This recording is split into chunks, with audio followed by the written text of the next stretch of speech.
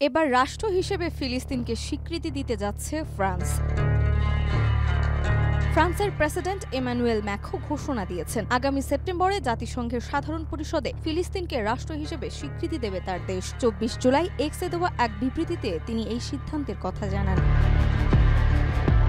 Emmanuel Macron বলেন, এই মুহূর্তে সবচেয়ে গুরুত্বপূর্ণ বিষয় হল গাজায় চলমান যুদ্ধের অবসান এবং সাধারণ মানুষের জীবন রক্ষা করা। তিনি জোর দিয়ে বলেন, শান্তি সম্ভব, তবে এর জন্য এখনই যুদ্ধবিরতি দরকার। একই সঙ্গে সব বন্দির মুক্তি ও গাজার মানুষের জন্য বড় পরিসরে মানবিক সহায়তা নিশ্চিত করা জরুরি বলেও উল্লেখ করেন তিনি। ফিলিস্তিনি রাষ্ট্র গঠনের পক্ষে জোরালো অবস্থান জানিয়ে ম্যাক্রো বলেন, ফিলিস্তিনি স্বাধীনতাকামী সংগঠনকে নিরস্ত্র করতে হবে, গাজাকে সুরক্ষিত ও পুনর্গঠন করতে হবে। নিরাপত্তা নিশ্চিত করে একটি টেকসই ফিলিস্তিন রাষ্ট্র গঠনই একমাত্র পথ। কেসারেন শেকড় থেকে শিখরে।